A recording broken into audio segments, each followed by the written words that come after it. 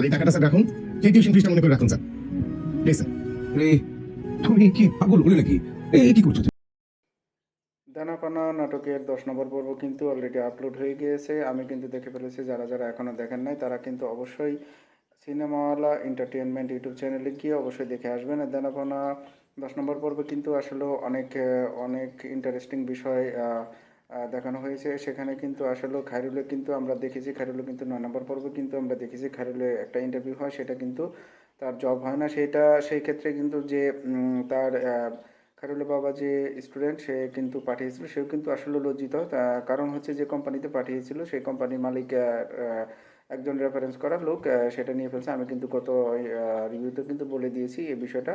তো দেনাপানা নাটকের 10 নম্বর পর্ব কিন্তু আপলোড হয়ে গেছে। 10 নম্বর পর্ব কিন্তু আসলে এখন ইমোশনাল টাইপের একটা সিন দেখানো হয়েছে। সেখানে কিন্তু খাইরুলের বড় ভাই কিন্তু আসলে অনেকটাই ইমোশনাল হয়ে যায়, এবং সেটা কিন্তু খাবার টেবিলেও সেটা প্রকাশ করে, এবং খাবার টেবিলে সবার সাথে কিন্তু সেটা শেয়ার করে, এবং সে কিন্তু নাস্তা না করে কিন্তু বেরিয়ে যায়। এবং দেনপানা নাটকের আমরা কিন্তু একটা সিন দেখেছিলাম যে খায়রুলের বড় ভাইয়ের অফিসের কর্মচারী ওরূপে আসলে পিয়ন কিন্তু সেটা কিন্তু সে কিন্তু তার বাবা মার জন্য কিন্তু 15 দিনের ছুটি চেয়েছিল, এবং সেটা যদি বেতন না দেয় সেই ক্ষেত্রেও কিন্তু সে চলে যাবে বলেছিল, এবং সেটা কিন্তু জোরপূর্বকই ছুটি নিয়ে চলে যায়। এবং তাকে কিন্তু আমরা 10 নম্বর পর্বে দেখি তাকে কিন্তু ফোন দিয়ে কিন্তু এক্সট্রা কিছু টাকা পাঠানোর কথা বলে, এবং এক্সট্রা কিছু টাকা পাঠিয়ে দেয় যেন তার বাবা মাকে সব জায়গায় ঘুরিয়ে নিয়ে আসে, এবং যা খাইতে চায় এবং যা কিনতে চায় সেটা যেন কিনে দেয় এবং খাওয়ায়। তো সেই ক্ষেত্রে আমরা দানবনা নাটকে কিন্তু অনেকটাই ইমোশনালের দিকে যাচ্ছে, এবং সে কিন্তু খায়রুলের বাবা কিন্তু আসলেও তার স্টুডেন্টের কাছে সাক্ষাৎ করে এবং কথা বলে, এবং পরবর্তীতে কিন্তু একটা আশ্বস্ত করে যে খায়রুলের একটি ভালো কোম্পানিতে একটা জব হয়ে যাবে, এবং সেই কথাও কিন্তু বলে। এবং তাকে কিন্তু 1 বছর সে কিন্তু তার কাছে ফ্রি পড়েছিল, সেটাও কিন্তু তাকে কিছু টাকা মানে দেওয়ার জন্য অনুরোধ করে, কিন্তু স্যার কিন্তু আগের মতো রয়ে গেছে, সে কিন্তু সেই টাকাটি গ্রহণ করেনি এবং ফেরত দিয়ে দিয়েছে। তো আমরা কিন্তু দেনাপনা নাটকের 11 নম্বর পর্বে আসলে কী করতে চলেছে সেটা নিয়ে আলোচনা করার জন্য আসছি।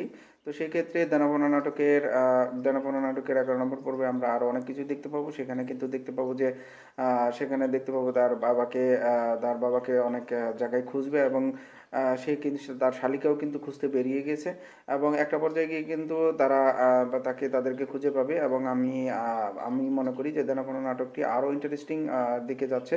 তো সেই ক্ষেত্রে আমরা বুঝতে পারি যে দেনাপানা নাটকটা খুবই একটা ভালো একটা দিকে যাচ্ছে, এবং দেনাপানা নাটকে সবারই একটা আবেগ কাজ করে। সেই দিক থেকে কিন্তু আমি মনে করি যে দেনাপানা নাটকটি 11 নম্বর পর্ব আসলে আসবে কবে সেটা আমি বলে দিচ্ছি। সেটা হচ্ছে দেনাপানা নাটক কিন্তু আজ থেকে 3 দিন পর কিন্তু এটা আপলোড হবে যে সিনেমাওয়ালা এন্টারটেনমেন্ট ইউটিউব চ্যানেলে। গিয়ে আপনারা দেখে আসবেন। অবশ্যই কমেন্টস করে জানাবেন। আর যারা যারা এখনও দেখতে পান নাই বা দেখেন নাই তারা কমেন্টস করবেন, এবং কমেন্টসে আপনাদের ওই নাটকের লিঙ্ক দিয়ে দিব। তো ওইখান থেকে গিয়ে সিনেমাওয়ালা এন্টারটেনমেন্ট ইউটিউব চ্যানেলে গিয়ে দেখে আসবেন। তো দেনাপনা 11 নম্বর পর্বে কিন্তু আসতে চলেছে আজ থেকে 3 দিন পর।